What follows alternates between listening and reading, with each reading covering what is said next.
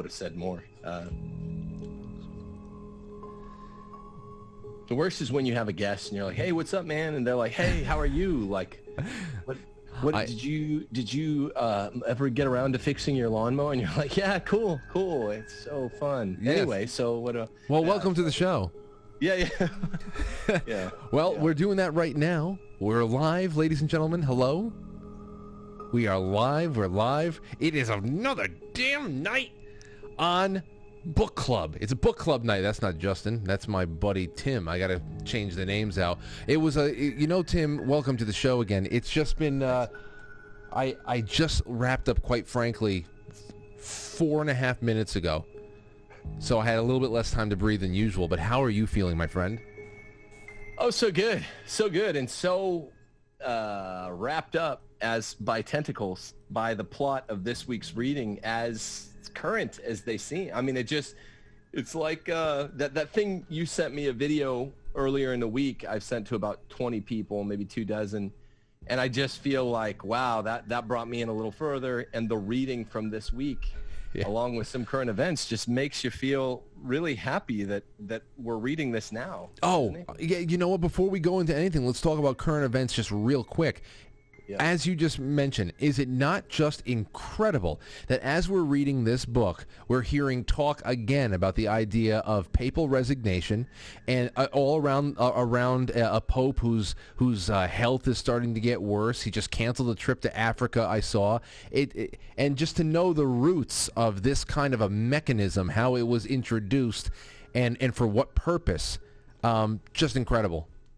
Unbelievable. And again, I know I've said it like a broken record 3 or 4 times, probably once per book club week, but it's incredible that this went slightly askew for the plotters against the Slavic Pope. And I don't know why. I don't know what Malachi Martin would say to us. I'm going to have our guest who might have a better guess than me in a week or two, but I don't know what he'd say as to why this forced resignation of the Slavic Pope never came to pass, but it came to pass with Windswept. Yep. The CDF, who's a really minor character in this, and now it's like it's becoming is it going to be every pope? Will there be popes after 266? What the hell, man? I know. Will it be every pope? It's just like the moment that they look like they're slowing down, a resignation. Why? And that's the other thing. Why? It's like, wouldn't Francis be if we're talking about the idea of the process being served to bring the entire world under the yoke of one unified spiritual / governmental existence, why would someone like Francis be of no use to them after he gets sick? I mean, you would think somebody like that would further the process to their dying breath. I don't even understand why. Maybe to normalize the mechanism so that it's, if anybody else ever slipped through, it would be a safeguard. I just don't know. Yes, but first answer, to transform, Frank, remember, to transform the Vicar of Christ, the Bishop of Rome, the Holy See, into the Vicar of Peter. That's the whole process on the Catholic side, is to transform the Vicar of Christ, the true seal of the see, to the Vicar of Peter, and to make him just one among many bishops. That's the project, and that's the project of the Luciferians as it concerns the Catholic Church. And there's other geopolitical goals, which we've read some about here, but that's it from the Catholic side. Yes. That's what they need. And to have retiring popes, it sounds more like a secular office, a sinecure, some State Department position, which is a sinecure, a sweet, cushy job that you can basically retire from when you're 70. Right. It's becoming a civil service job. Yep. And for them to, I mean, it's just incredible. Anyway, this is all, we're covering everything that happened between pages 479 and 523 this past week. And let's just, we have the thread is open. There's a few in there that we'll get around to in a second, but let's just do what we've been doing. I'll go to my notes and we'll stop along the way. We'll trade passages, but it starts off Christian Slattery, Monsignor Daniel, they're having their first meeting with the Pope since his latest health scare, and he upsets Christian by saying that they need to prepare for the emergence of a new Europe, a new USA, a new world, a world that is different from the one that is redeemed by Christ. He says that on page 480 to 481. And that really sends him into, like, you know, what are we doing this all for? At the same time, Slattery, and I guess that right there is just a little bit more of a nod to how underwater was all of this, how salvageable was all of this from the moment that that the Slavic Pope came into power, or came into his pontificate. So is it at this point, it's just we need to just prepare for the Titanic to finally go underneath, and we have to deal with what's left? Don't know, but he is still putting things in play to maybe build on a new future in a little way. Slattery is charged with supervising the new order of protected priests that was established by Ceci, and this is where we get that, like you said, very, very seldom mentioned Cardinal Reinvernunft, who is Benedict, who approves the rule for the order to exist, which I guess is a great thing. But Tim, what is this order in real life? Do you know what this could be? I mean, you could say, look, it's not SSPX. This is like one of the what we call the Ecclesia Dei orders, which, look, so I should have talked about this a little earlier. Cardinal, they talk about him some throughout the early parts of the book. You know, Ceci's a big fan. Archbishop Lefebvre, who ended up starting the SSPX in 1988. Well, he starts, SSPX, by the way, is the Society of St. Pius X, which is a traditionalist group in the church, you know, that stands for basically everything you could ever want as a good guy, a far right-wing Catholic. Arguably not obedience, right? That's the big question within the Catholic Church, is like, if you're a renegade, a retrograde, as I call them, you know, how far right can you be? Because the muscle in the church now has been taken over by modernists and what we call modernists, Luciferians in the church.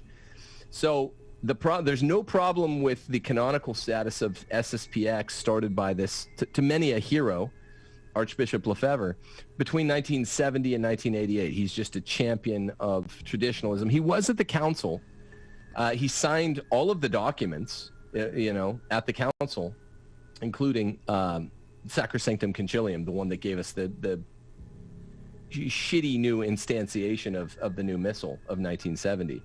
But they tweaked it in ways that Slattery describes really aptly at sometimes throughout this book, such that there's not full accountability for all those who signed it. So Ceci talks about SSPX like it's a thing.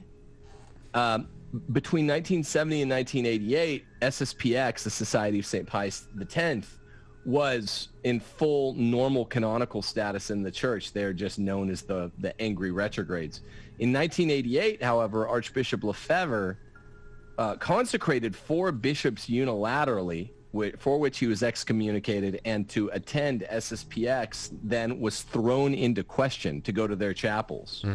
They're good guys, but, you know, are they obedient good guys or disobedient good guys, and can't, you know, is it licit to attend their masses?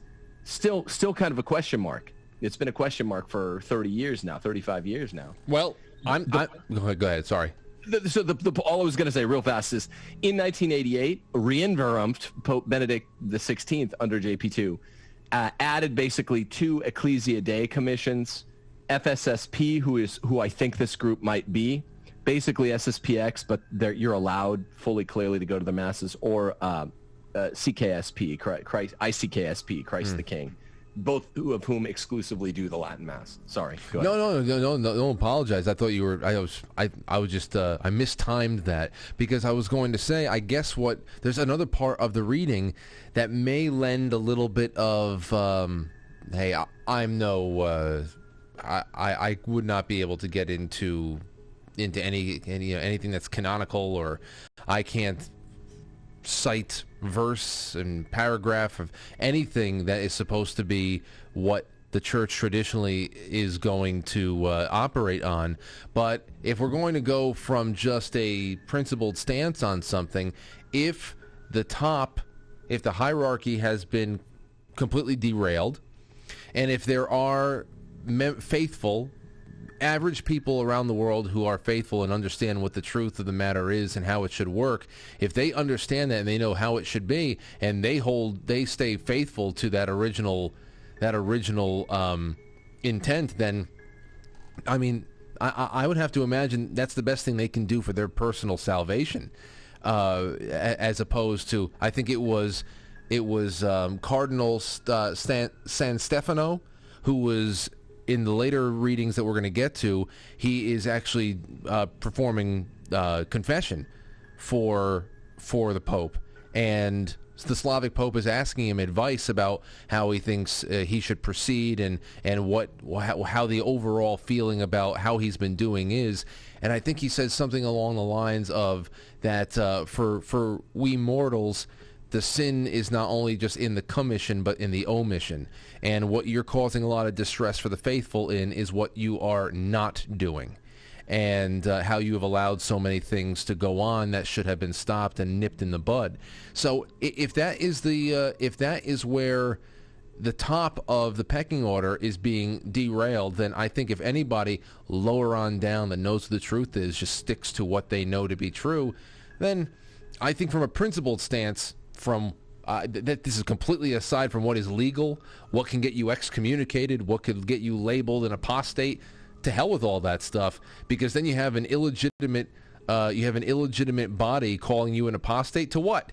To what the new iteration of whatever it is. It's almost like when a Democrat calls you a traitor. You're like, a traitor to what? to your version of America? What the hell is that? That's not the United States of America. That's not the Union, the Republic. I love when traitor trends on Twitter. It's just like, oh my God, who's got it wrong now? Yeah, welcome, by the way, to the internecine, mutual finger pointings in all directions when you get into trad versus trad, far-right Catholic, labyrinthine reasoning. This is where it gets really ugly, because all these are basically good guys, but they're like, okay, what is left? And this is the real point.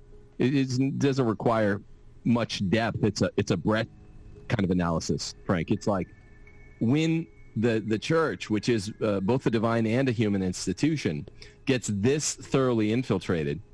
I have an answer for this, but I won't go into it. When it gets this thoroughly infiltrated, like Vigano is always talking about it, okay, where do your loyalties lie as a faithful son of the church?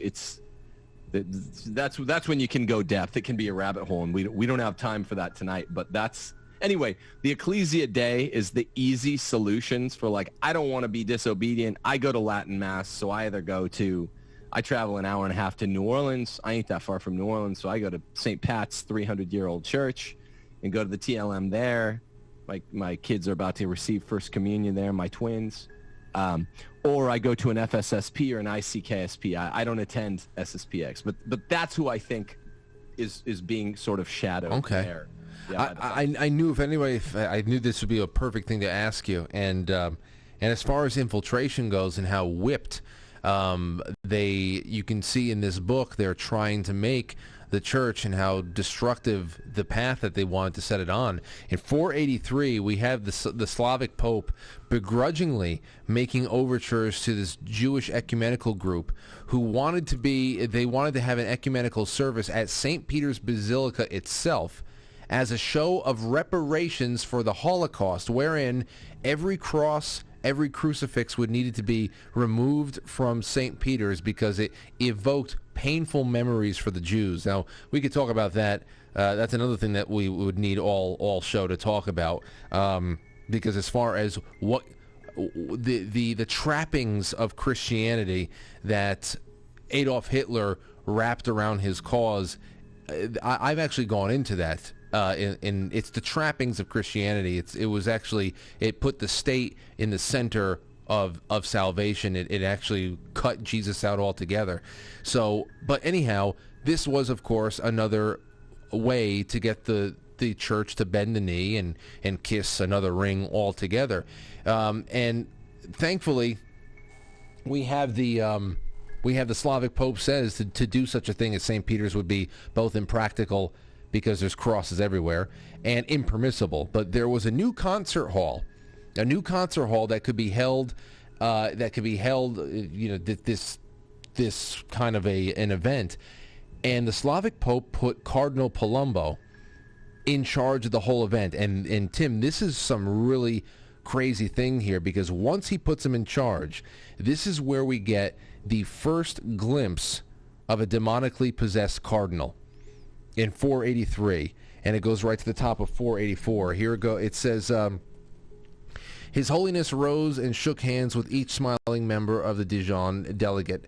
My personal secretary, Monsignor Sadowski, will be at your disposal, but His Eminence will be in charge of the event. He will be working with the governor of Vatican City and the Cardinal Vicar of Rome, of course. And it says, that was the only time, a fleeting second, when Palumbo lifted his head and gave one steady look into the pontiff's eyes. What the look meant to convey was anyone's guess, but what the pontiff saw left him with a sense of shock greater than the cardinal's malign contempt had ever sparked in him. Had he been a man disposed to fear, it would have been baleful. As it was, it brought to mind how Damian Slattery had described the look in the eyes of those completely possessed by the demon. Quote, that was what I saw in His Eminence's eyes, Monsignor, the Pope confided to Sadowski when the visiting party had left. A completely alien look. It was as though I was facing a hollow man, a total stranger, with whom I had never exchanged a single word. I said, whoa. I said, well, we knew that this was obviously what was surrounding the Slavic Pope in this book, but to finally catch a glimpse of a demonically possessed cardinal, that was just, I just had the hair stand up on my arms again. I was like, damn, whoa, yeah. Here we go. Yeah. What's your opinion on, I know I keep asking this, but I'm sincerely curious. What's your opinion on Mastroianni? I mean, he's not possessed, but is he what we call obsessed, the early levels of Luciferianism? How far is he dabbling in this? He's best friends, like we said last time. I'm glad you asked that again, because every time we do this every week and we ask that question, where are we with Mastroianni, I just get more and more into absolute. We haven't seen anything blatant like that little flash in the eyes with Cardinal Palumbo. But on the same page, Tim, at the bottom, at 484, we have Mastroianni, who is actually trying, it seems like, a mirrored image grooming of Christian Gladstone, like they were grooming Paul right before. The only thing it did was it stopped short of him actually going and saying, I want you should join the Masons or something like that.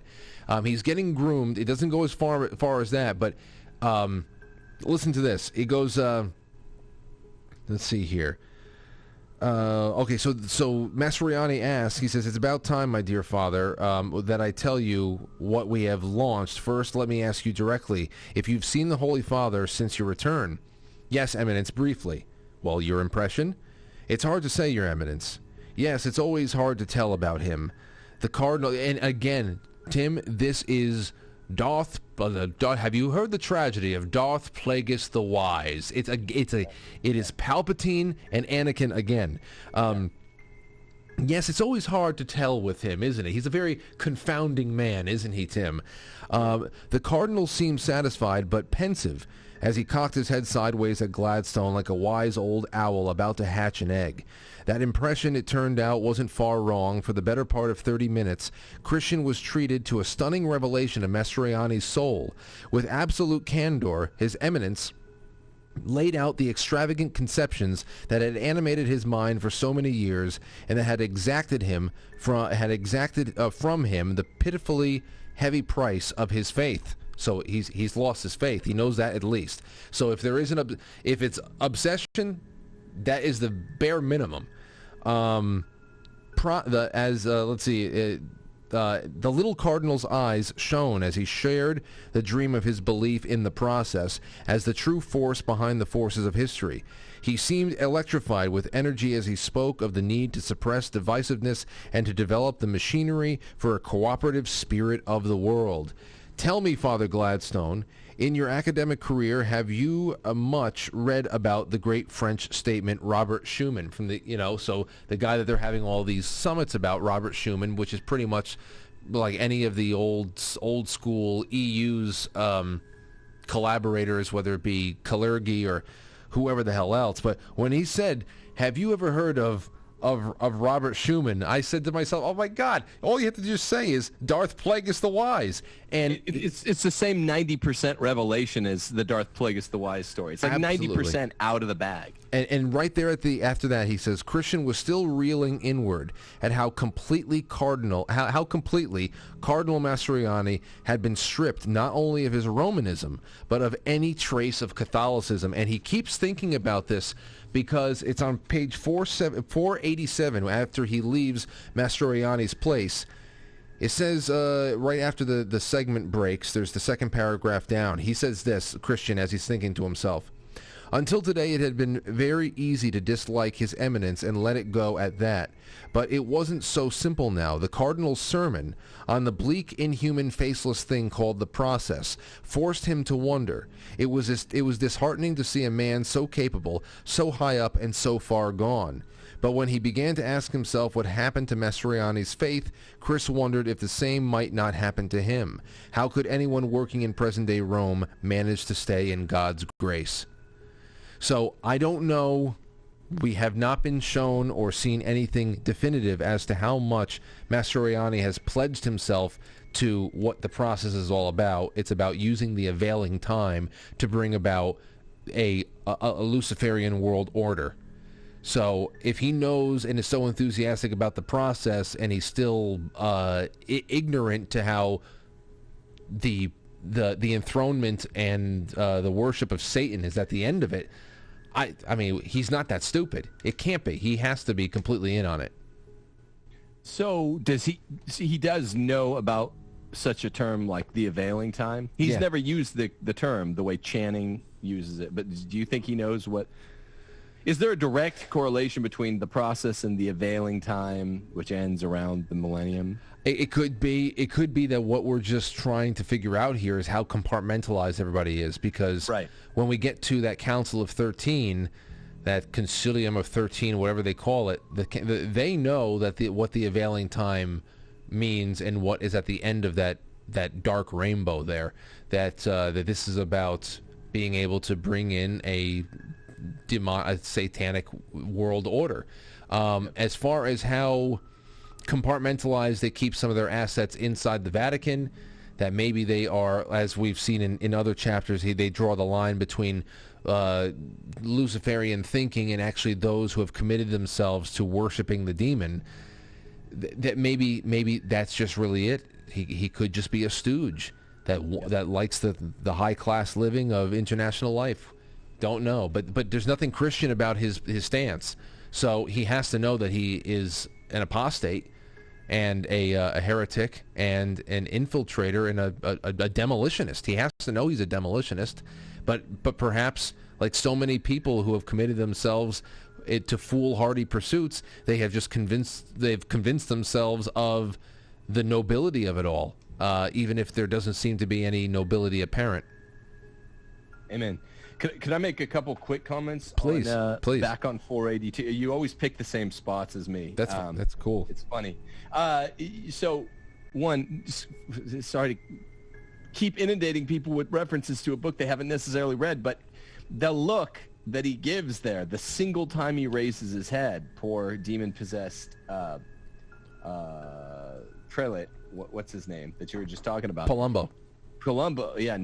This is in real life Cardinal Noe, and his name is Noah Palumbo. So if you check my character key, there's always a first name, last name switch or onomatopoeia.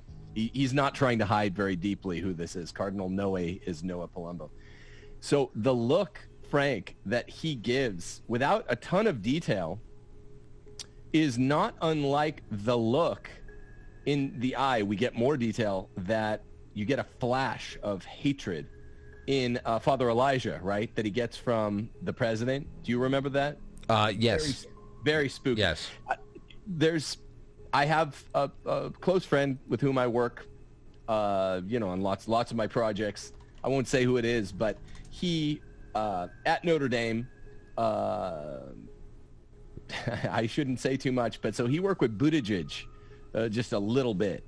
And he said one time, it was actually when they're first introduced, he got a single look, and he is like, it was exactly like that scene in Father Elijah. He's like, it was like black eyes. And he's like, no one had ever looked at me like that before, like he wanted to eat me. And it was right when we were shaking hands. It was the weirdest thing ever. So there's no handshake to go with it, but this single look is big with the demonically possessed. Yes. And, especially since right up until that point, Palumba, because if you read the scene that leads up to that point where he's talking with these representatives from the Shoah Foundation or whatever, they're talking about how they want reparations for the Holocaust and get rid of all the crucifixes.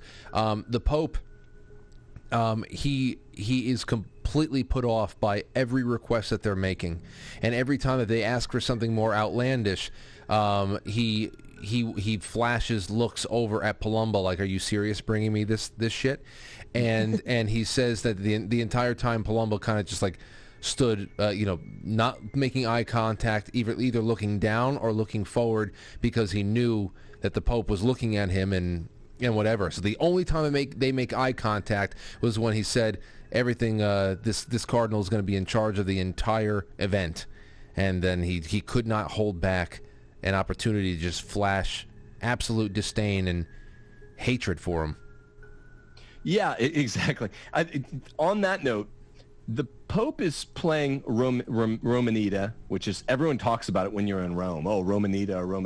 It means, they keep referring to it in the book, it means everyone playing these Roman-style politics, particularly within the Vatican. So it's a well-known thing. They talk about it when you're over there. So the Pope, JP2 plays it back, right? He's not denying the requests of Cardinal Palumbo.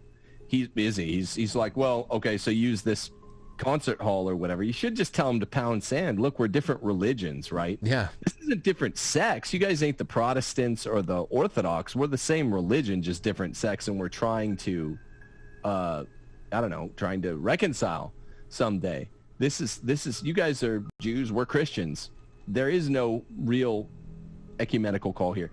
Anyway, so the Pope is playing Romanita too, but he grants, and then puts his foot down. I want to just go back to the 483 that you were reading from. Finally, His Holiness turned from the cardinal and began to address Brother Jeremiah's specific proposals one by one. ... Pontiff said he did not think such an ecumenical service should be held in St. Peter's for all logistical reasons, which is not the lead-in rationale. Your lead-in rationale should always be the principled reason. Right. He sticks it at the end. He goes, and His Holiness added with another unreturned look at Cardinal Palumbo, it is also impermissible. Boom. That, doctrinally, It's impermissible. I love that. Yes. I really like that a lot. So this is JP2. He's really been captured by Malachi Martin really, really well. He does have the principle there. He does love Jesus, but man, he makes too many compromises. Way too many. But it's leading to such conflicting reader experience. And we'll get to that in a little bit, because I know that there's even more of that kind of stuff coming up. The next I had was 492 to 493. Coming to grips now with the situation and just they all just plainly stating facts. Here we have it, 492. Let's see here. Suddenly it became unarguable now. During his papacy, this is Gladstone, Slattery, the Pope, they're all together.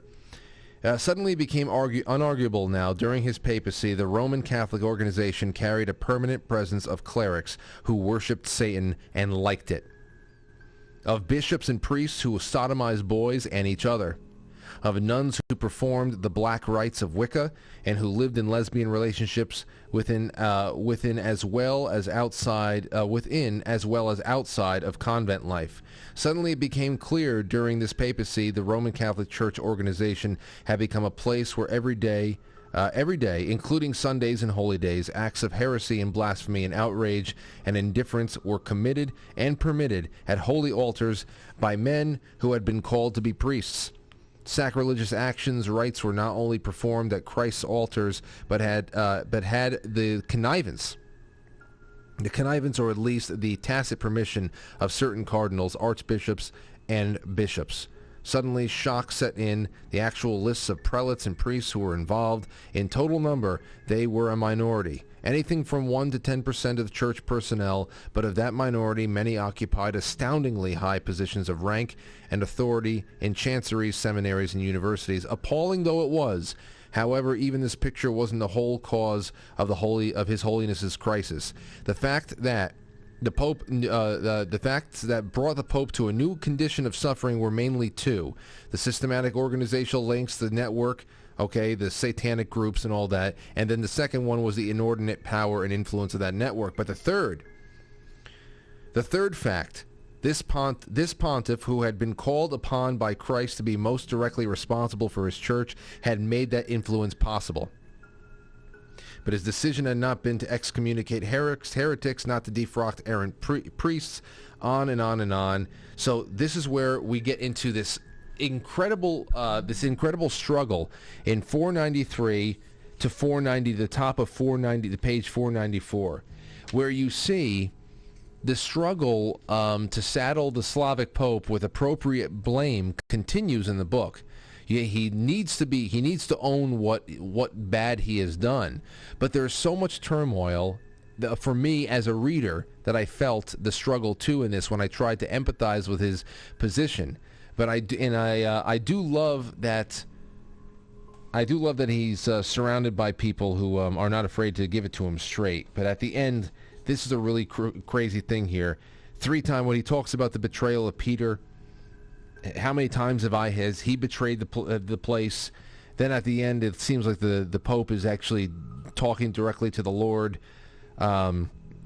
Yes, Lord, I saw the corruption that had set in the church organization during those 2 previous pontificates, and I decided that the traditional church organization had been thoroughly dismantled, would never be restored, would never again be as it was. Yes, Lord, I saw the corruption, but I presumed the spirit of Vatican II was creating a new community of Christians, the New Jerusalem. As Pope for all peoples, I presumed that it was my duty to give witness to that spirit among nations of earth, to assemble all people of God in readiness for the appearance of the Queen of Heaven in human skies, announcing a new era of peace and religion, a religious revival among the nations. Yes, Lord, I saw the corruption. So, Malachi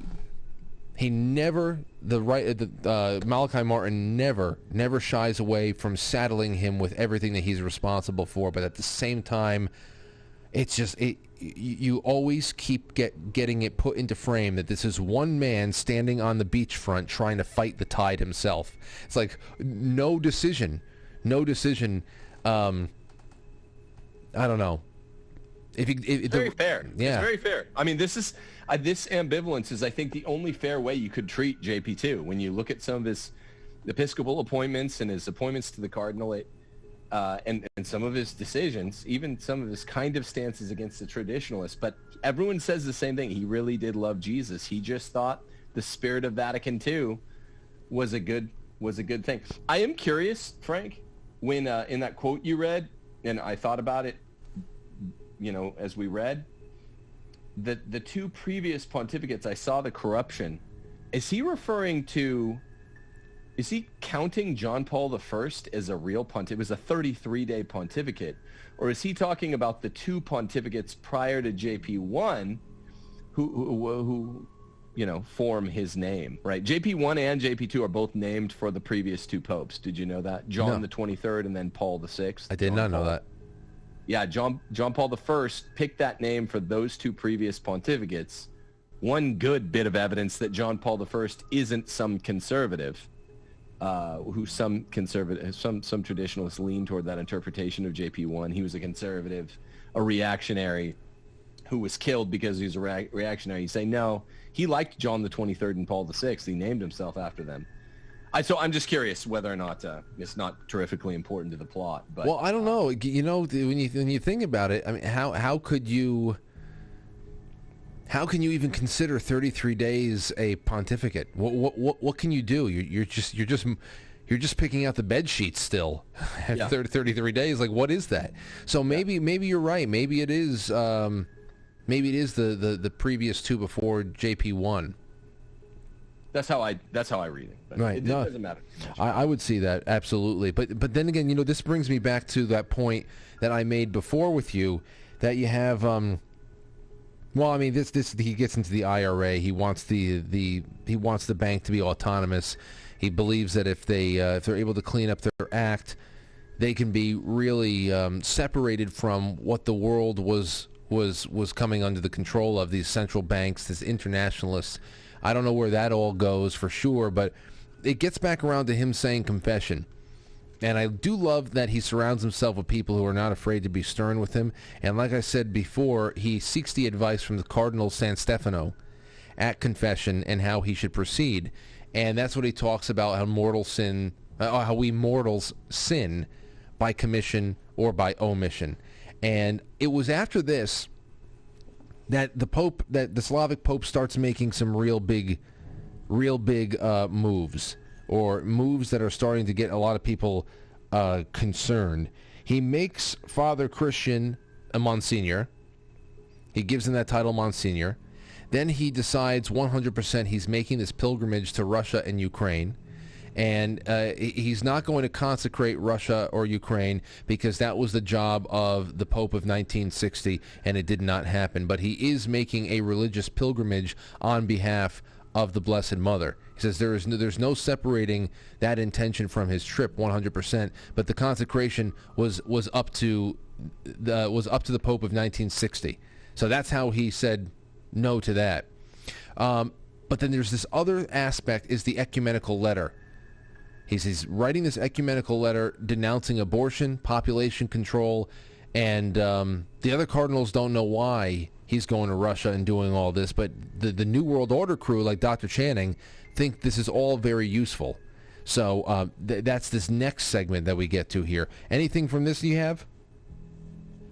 Just as weird. In reality, JP2 would halfway consecrate Russia 4 years after this book was written. It was in 2000 that it was. Well, wait a minute. No, sorry. No. Sorry. It was 14 years before. He'd half-assed consecrated it, but he consecrated the world to Russia because of Ostpolitik. So I guess we're getting Malachi Martin's view that we already knew it if you listen to the Art Bell interviews, but he doesn't consider those valid from 17 years out. Right. Yeah. It says right. It's on page 502. When they're asking him, he says, will Your Holiness, Damian Slattery asks, will Your Holiness consecrate Russia to the Blessed Virgin during your time in Moscow? He says, no, the pontiff was blunt. I'm not the Pope of 1960. She did not tell me to do it. I have no mandate in that regard. What I want is to restore the Russian people to their beloved icon of Our Lady of Kazan, which is presently in the possession of the Holy See. So, just was putting it out there real quick. And then, of course, a page later, Christian, who's in this meeting, is really upset that all of the data that they collected on the Satanism and the homosexuality is not going to be put to use. He's afraid that it's all going to collect dust and all that stuff. But it was as it was presented by other people in the room. What do we do with this without having our heads cut off and having it all go to no good? I mean, we've established a couple of good things. They need to find out where the Mother Chapel was. They found that. But there's still a lot of frustration. You can tell Christian is just very impulsive. He's not seasoned like the rest of them are yet. And that's where we are in this sense of everything. I don't know where it all goes as far as Russia and everything else. Well, Russia's supposed to be part of the solution. So in the book and in reality, according to Fatima, according to our present, I don't know how to interpret Russia and Ukraine from our day, though I mostly agree with your interpretation of things this worldly. Otherworldly, post-Soviet Russia is supposed to be in some way It might be more labyrinthine. It might be less direct, but in some way it's supposed to be part of the solution. And JP2 seems mindful of that. And Martin, as he pens JP2, seems really mindful of that. Well, whatever it is, it's causing a lot of dismay. In fact, but the other thing here, too, is even though he is going out there, it seems like Otto Secular, it seems like he was the one, somebody from the New World Order side of things actually got Ukraine and Russia to have deliver invitations, official invitations to have him over there. They seem that this is actually strategic for their ends, at the New World Order end side of things, to have him out there in Russia, because I believe that it was Mastroianni that said he's going to Russia and all of the cardinals are going to be meeting in Rome without him. So he thinks that they believe that the Pope has kind of flubbed and done himself in, but obviously he's doing this all very deliberately. So this can't be all that there is to this. Right. Yeah, it's interesting. I mean, one thing you think from the very beginning in terms of whether or not the Pope is flubbed, at what point, whether it's an email or a postal mail, Mastroianni at the very first scene we meet him in is sending out the CMV, and you're like, is he really hoping the Pope doesn't get wind of it? I mean, how realistic is that? 4,000 bishops in the world, and you're sending this pretty see-through reinvention of a no confidence vote, and you don't think any of the bishops are going to be loyal to him and let him know? It's the same thing. You're a plane flight away in Russia. I'm not so sure that's a huge goof. I don't know. I know. There has to be something there. And this ecumenical letter, this has caused so much other problems. For example, okay, there's a little bit more here. We get reintroduced to Gib Appleyard. And Gib is talking with his boss, Admiral Vance, Bud Vance, and he's saying, "What the hell is your bloody Pope up to now?" He says, "He's not my Pope, Bud. Yeah, I know, he's the Pope of all Catholics, but thanks to him, I've got to face the Committee of 10 in a couple of minutes, and then I got to face the NSC." And they're causing what's caused a lot of problems for them is that he is going to come out against birth control in this ecumenical letter. But it's so much of a problem, Tim, that he even says there is no option left off the table. Like the American government would be willing to assassinate the Pope if he were to get in the way of the population control thing. And along the way, we have still Appleyard is clueless as to what everybody is up to. There is not uniformity among all of these governments and all of these inner circle types. And really, it's not even about compartmentalization. Like, what's the relationship? How much does Mastroianni know about the devil worshipping that's going on with the Council of 13? There's compartmentalization there because they are obviously working in tandem with each other toward a communal goal. As far as Appleyard and the American side of things, they are really in the dark. They don't understand really what's going on here, though they all have pretty globalist views. They are, in fact, Masons. But even here, on page 511, you have this struggle for Masonic universality too. Here's the last two paragraphs. The United Lodge of England had convened the World Conference of Grand Masters from 67 Grand Lodges. They had met in Crystal City near Washington, D.C. They handed a defeat to the ULE. In reality, it was a defeat for spiritualist and theist Masonry, as opposed to the relativist and atheist version. For Appleyard and Vance, and for those fratres, is that how you say fratres? What is that? Yeah, fratres just means brothers. Oh, for those fratres of like mind, it was a defeat, especially so I guess they're a little bit more theist and spiritualist.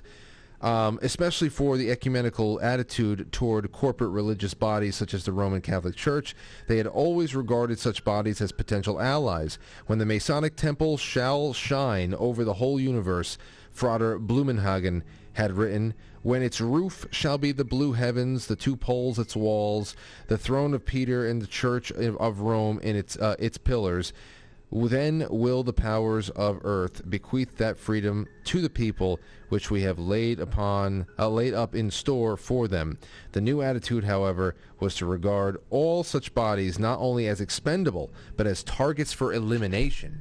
You see, so now you see that it's not just about compartmentalization, but infighting between sects of Masons who had originally seen the Vatican and other institutions around the world as really valuable centers that could be captured, influenced, and made to enhance what they believe is a true spiritualist, coming of a new age.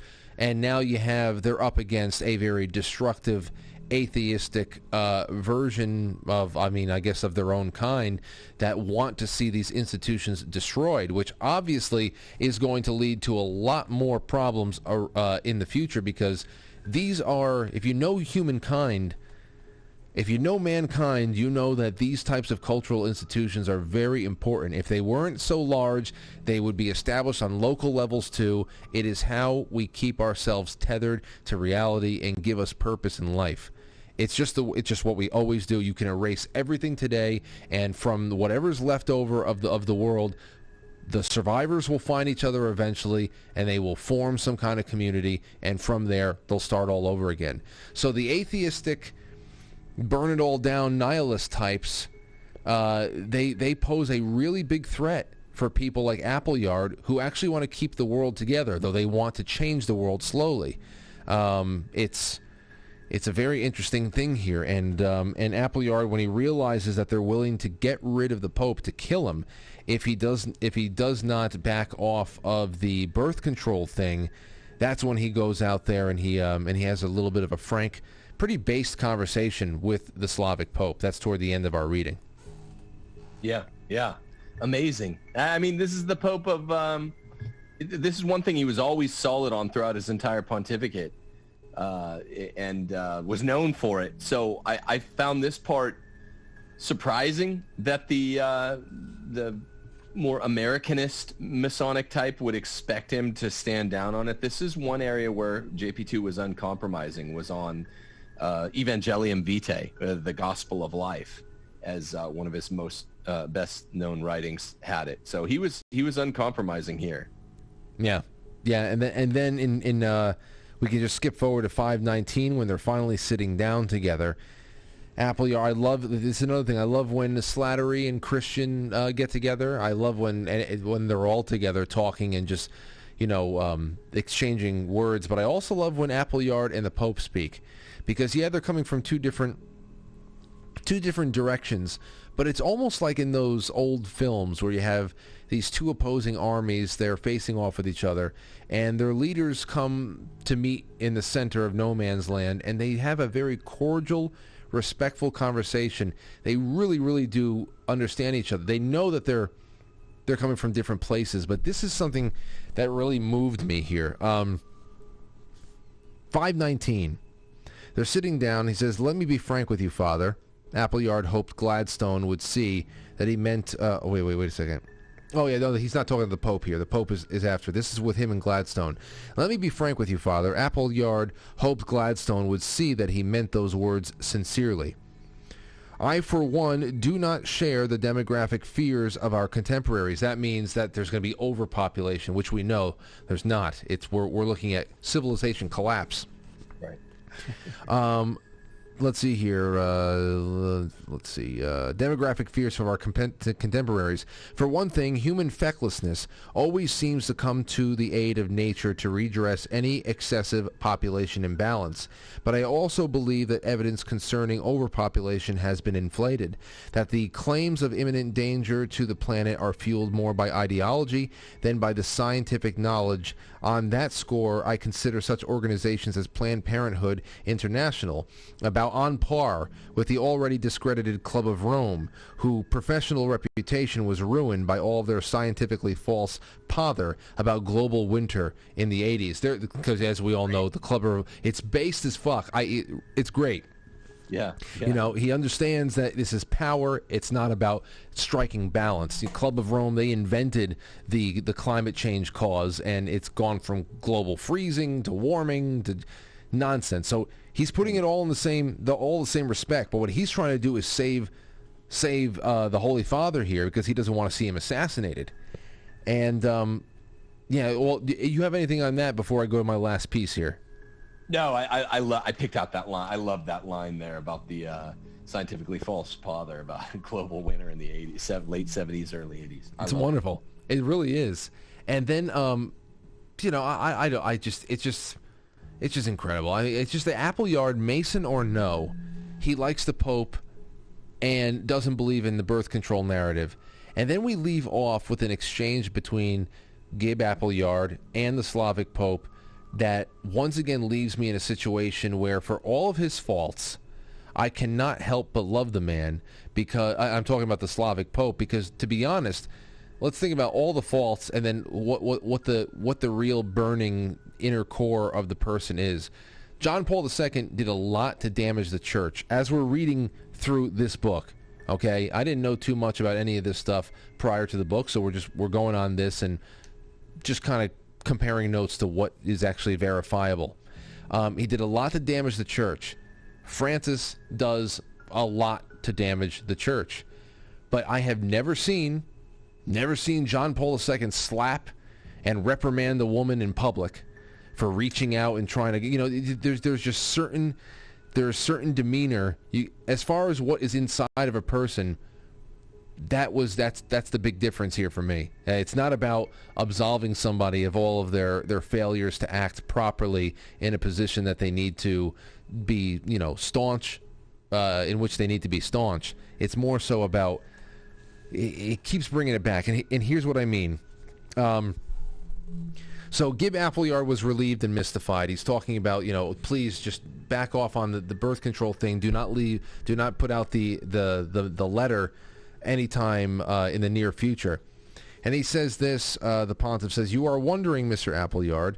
The pontiff guessed the meaning of the quizzical look on the envoy's face. What my trip to Moscow and Kiev has to do with the difficulty between the papacy and the presidency. The explanation is simple. That I am allowed to undertake this pilgrimage is a direct favor from the person we Catholics call the Queen of Heaven. She has been selected by God from all ages and in every age for a special role among us. She is in charge of all of this, all of us. She has willed this papal trip, this pilgrimage, I should say, to take place. Therefore, I have good reason to believe that in her own way, she will use the occasion of my so-called Russia trip to resolve the problem between my papacy and your so-called American presidency. Now, what happens next is why I had to read that piece, because it's the response that Appleyard feels, what he feels in response to what the Pope just told him about his mission. Appleyard nodded benignly, an apt disguise, he hoped, for his bewilderment at the ease with which the Pope moved from the practical plane of life and death decisions to a level that seemed abstract and alien to concrete reality. The Slavic Pope's face was wreathed in such an expression of joyous confidence, and his eyes shone with such happiness, that Gibson had to turn his own gaze elsewhere, as if I ever felt the way this man does now, Gib heard himself say in his mind, I would have had to fall on my knees, crave his blessing and his forgiveness for my sins, and weep tears I've never wept. Now, when I read that, I get once again chilled. My heart kind of swelled up a little bit there. It was very emotional because, like I said before, an imperfect man, of course, we're all imperfect, and even a pope can be imperfect, but what's inside of a man or a woman, that's what's really important at the end of the day, because if you don't have that foundation, then there's no chance for redemption at all from your imperfections. And he had this effect on Appleyard, this anti-papal Mason, just by shamelessly displaying his devotion to the Blessed Mother, asserting that he is acting under mandate from heaven, just as a diplomat would assert that they are acting under mandate of the State Department. It was just very, as a matter of fact, this is the reality of it. And I think that genuine assertion from the Pope left Appleyard hungry for that kind of faith. And that's just I love the playing off of each other that those two have. I'm glad you pointed out how much you like that, because I always was like, oh, Gib Appleyard's a different kind of cat, and that's been he has a couple of foils among the other bad guys, and so I think you're right in terms of reader response. You're right on the nose there, and I'd been slow to pick that up, but that is a beautiful scene. I just want to say JP2's personal holiness, reflected several times in the authorial intrusions by Malachi Martin himself, was always beyond doubt. So he was a totally different Pontiff and man from Francis. Yeah, I mean, like, you'd say, oh, they're both... Francis is just a catastrophe and I think wicked, but beyond any doubt. No one ever said that about JP2, and even the bitterest trads don't say that about him. They say, oh... Essentially, they ask what Father Gladstone was asking Father Aldo at the beginning of the book. Why does he make so many concessions? But everyone knows his personal holiness. Friends and mentors of mine that actually met him, personal holiness, his devotion to Jesus, Mary and Joseph, beyond any question. He was just a perhaps naive, true believer in the spirit of Vatican II. He was there at the council, and he just couldn't second guess it. He thought it was the church's second birthday, second Pentecost, and that's foolish. It's so obvious that it wasn't, but he was a big believer in Vatican II. That led to all of his naivete. Francis is a whole different thing. He's the St. Gallen Pope. So I'm glad you said that. It even JP2, however naive he might have been, his personal strengths were such that, yes, from all the stories I've heard firsthand, a Gib Appleyard, if he wasn't completely wicked, would have been touched by that in the way you remarked. Yeah, and I know that too, because I that's something there too. Is I've felt that same feeling.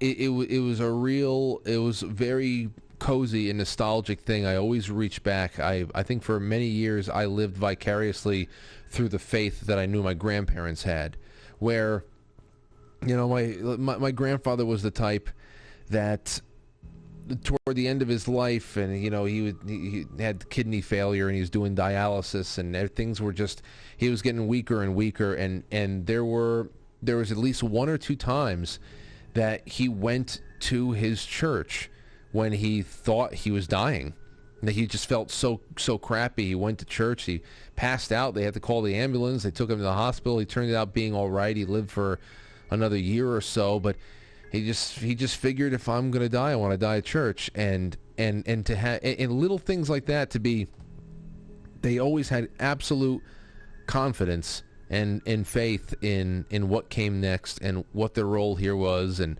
how important love was, and love of Christ. And when I was just a lot younger, especially throughout high school, to think about the way that they conducted themselves in that respect was always something that I lived vicariously through, because I wanted to feel that comfort. You know, I wanted to feel that confidence. So when I read this part about Appleyard, who is obviously coming from a very contrarian side of the tracks here in comparison to the Pope, and to say if there was just any other time, if there was any other circumstance, if he had felt that way that this man does right now, he would just throw himself down. And I understand exactly what he means. And thankfully, I've really been able to start making that journey to the other side of the tracks. And I hope that everybody in this book that might have a chance at redemption, it might either be a combination of Paul and Appleyard. But we haven't heard from Paul in a while. What the hell's he up to? I don't know, man. I could listen to you talk about that for a while, though. Your grandparents, you mentioned them several times to me. It's beautiful. No homo, but I was very, very, very touched by what you're saying. Paul's not really in the book much, is he? No, he's not. And I thought that this was going to be a little bit more of, how is Christian going to bring Paul back? And we have about 100 pages or so. We're at 523, and we go to the last page of the book is 646. So we're getting real close there. I mean, there's got to be some loose ends tied up there.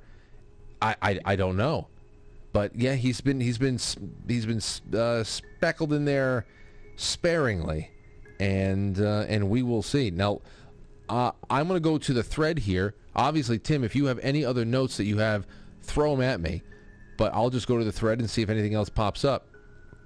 All right, real fast. I just want to point out to everyone, while many people are looking at world events and thinking, oh, Russia and Ukraine, wow, I had to look up what the hell is a Ukraine. A lot of conservatives have been like that. Ukraine has been bound up in the Fatima Church second and third secrets for years. And it just shows the veracity of all this stuff, okay? He wrote this in 96, and Ukraine is part of the Russian solution to the second secret of Fatima. So it is one of the things we call a mode of credibility in right-minded prophecy. Russia and Ukraine. You know what I mean? You get what I'm saying? It's a real deal. Martin talked about it no small amount. And by the way, Frank, just let me know whether it's Friday next or the Friday after that you want me to get Coulomb for, because he's going to tell us some of his stories of Martin. Well, what we need to figure out is, so next Friday is the 17th and the 24th. What we need to figure out is, how do we do the actual review of the segment that we're reading that night, and then also be able to entertain a guest and interview him, because that could easily turn that. I mean, we usually do. It's 9:47 right now. If we get through this thread and pick our chapter assignments for next week, this is going to be about an hour and 15-minute long stream. If we have to do this and also talk to a guest, we're looking at least 2 hours, 2.5 hours. So we got to figure. Is there any way? I don't know if it's just that his availability is limited, but I think that we can finish this book in about 3 weeks. Is there any way that we can finish the book and then we come back for an extra, like let's say tonight we finish the book.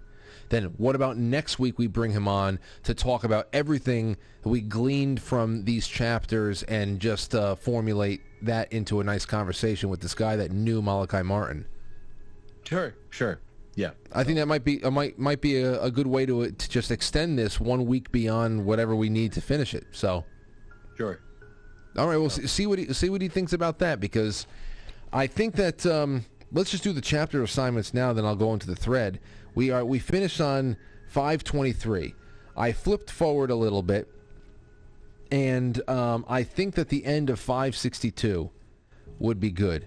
523, 562. It's a little bit under 50 pages, and it brings us right to, I think, the last book. The last section, what is that? Quo vadis, what does that mean?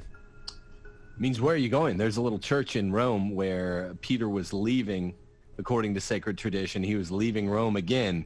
This is Peter once he was an apostle. And Jesus appeared to him on this road outside the Appian Way and said, he asked Jesus, where are you going? And Jesus returned, where are you going? Like, go back to Rome to die a martyr's death. Peter was always faltering. So that's what the meaning of that is. Wow. Okay. Well, then there you go. Then that's just a great chapter title, section title in itself.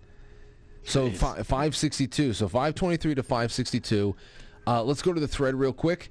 Here we have it. Fishon 13 says, the most striking part for me is on page 490, beginning with I wonder. It describes the Pope as he matches up the names of the East Coast bishops that just visited him against Christians' reports. The Pope is obviously horrified to find they no longer think priests need to be celibate and homosexuality was acceptable among the clergy. They openly lied to the Pope's face about, quote, brimming with exhilarating examples of religious renewal, end quote. This passage struck me because it underlines how important Christians' work actually was for the Pope and not just Mastroianni. Christians' report gave the Pope a hard but necessary reality check on the state of the Church in America. It was heartbreaking to see the Pope deal with this realization. Page 4, this is from Kenzil 12. from page 429. Sadowski expressing his helplessness, knowing the Pope had created the same bishops and cardinals who are plotting his demise.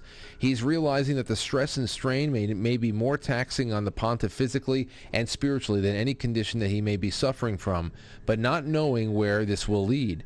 Sadowski also recognizes if it costs the Pope his life, he is fully aware that the Pope understands that may be part of his duty.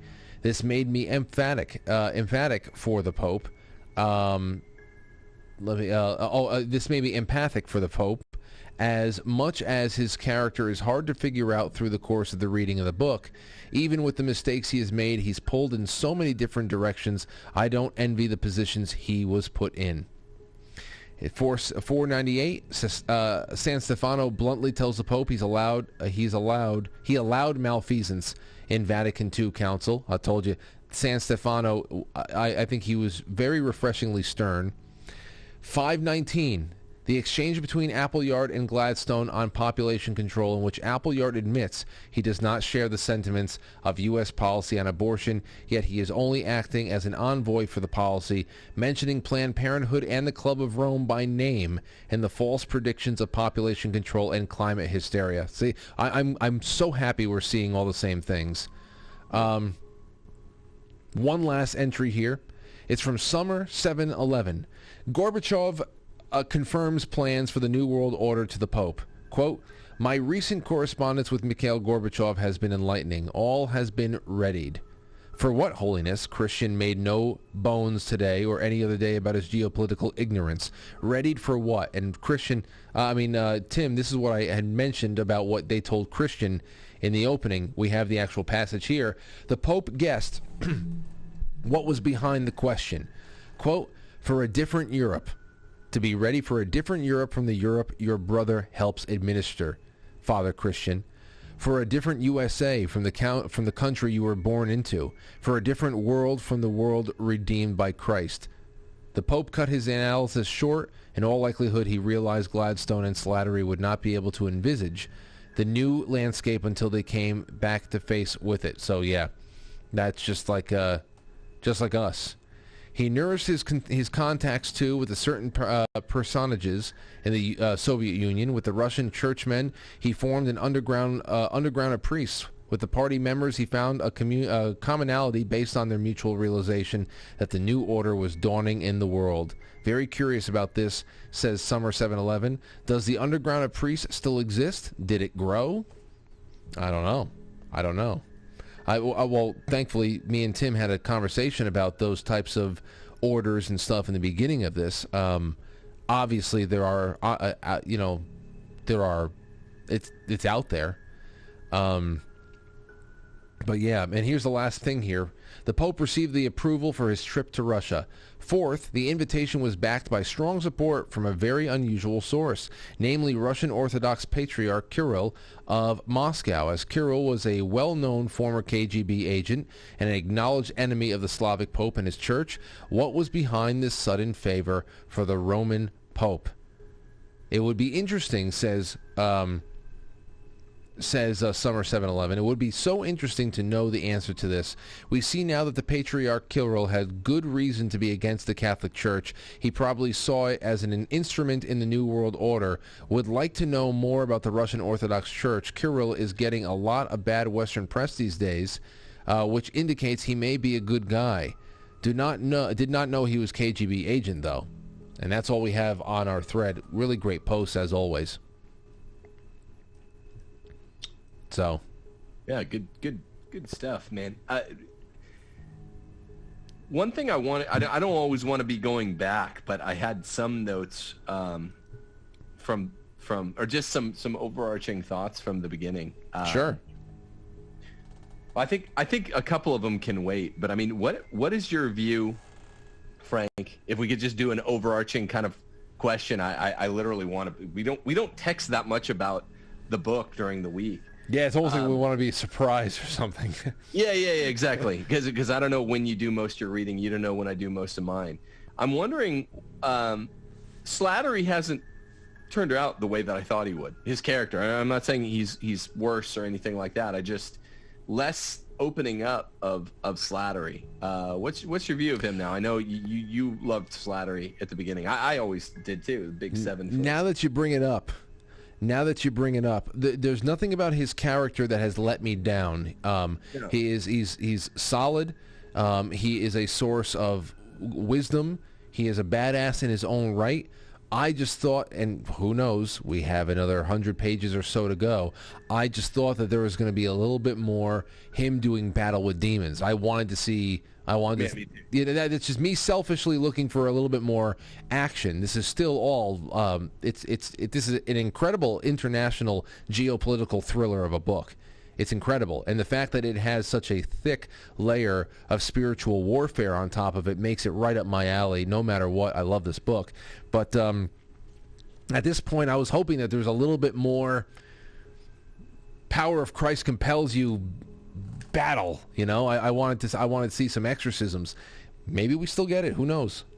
Yeah, more of what is it? Father Giacomo in again, apologies people who haven't read Father Elijah, but remember the Franciscan that does battle and he comes out with bruises and he makes a few appearances in the book and he sometimes bilocates. It's just such a badass character. I was hoping that's what Slattery would be in this book too, and he hasn't let me down either. I just feel like it's a little less development than I was expecting of the character and a little bit less peeks into spiritual combat. Well, when he and Wogdilla, the detective, were out hitting the road. When they were on the road, that was exciting. I mean, they're going all over the place. They're finding the Mother Chapel. We still, there has to be more on that. I cannot imagine that as thorough a writer as we have here in the form of Malachi Martin, I cannot imagine that he would bring us that far. We still have the diary. We still have Aldo's diary. Remember, he was able to actually see some of the documentation about the enthronement ceremony.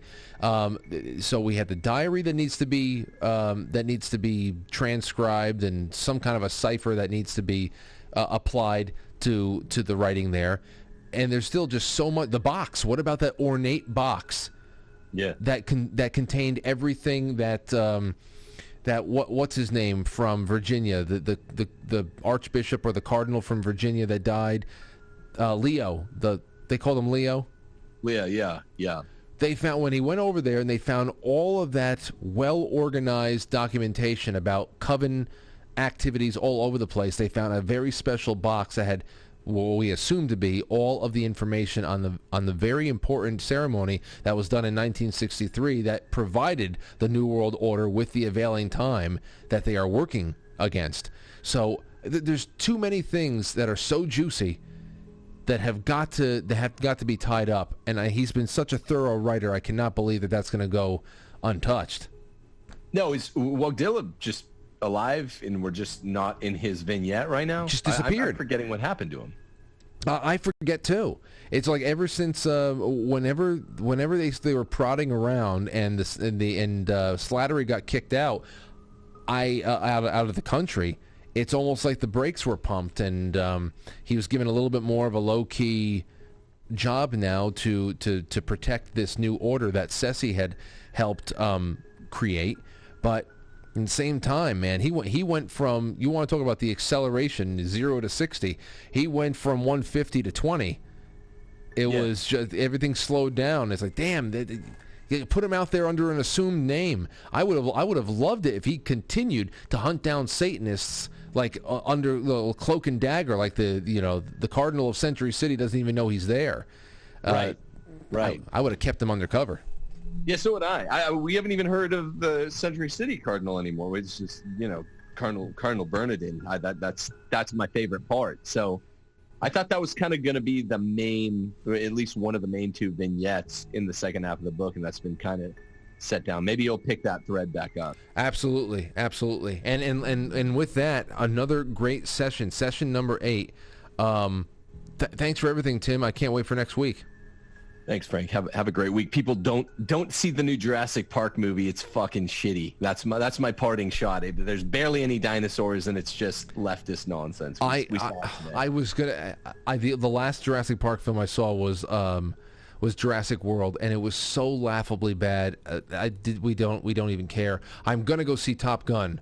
I have to go see Top Gun, though, and that'll be the first movie I see in quite a few years. And also, Tim, just let you know that today, when I get home, I'm going to do all final tallies and stuff like that. But there's going to be a nice donation made to Theo soon, and that's our audience that we collected. We did collections all throughout the week. We had a guest on tonight who said that they were thinking about doing something nice. So the GoFundMe is going to be patronized very, very soon, and we're all praying for Theo and your whole family. Oh, thank you so much, my friend. Thanks a million. Again, thank you all, you quite frankly's out there. God bless you guys, and thanks so much. And your prayers are appreciated as well. Thank you so much. Absolutely. Send our best to the little guy, and we will talk very, very soon. Okay, will do, Frank. I'll text you soon. Peace. All right. Be well. Ladies and gentlemen, there is Timothy Gordon. There he goes. There he goes, and here we are. Thank you for another wonderful week. It's 10 o'clock. I am hungry, and all I've had is chocolate. But you know what? This is not like eating Hershey's. This is the good stuff. This is good stuff. It's magic chocolate. I will see you soon. Thank you for everything. Tomorrow's going to be a very big day for me because I get to throw a lot of things out over here, and I'm feeling so excited because next Monday when I sit down in my little cockpit and we kick off into the new week, it is going to be a clean, smooth, energetic experience. There's going to be rhyme, there's going to be reason, there's going to be order. I hope that you guys all do similar things where you are. Make order out of chaos. Whether it be a junk drawer, a closet, your car trunk, you'll thank yourself. Then go take a shower and have a shave. All right. Good night, everybody. Thank you so much. We will. Just as a reminder, we are reading from page 523 to page 562. Have a good weekend.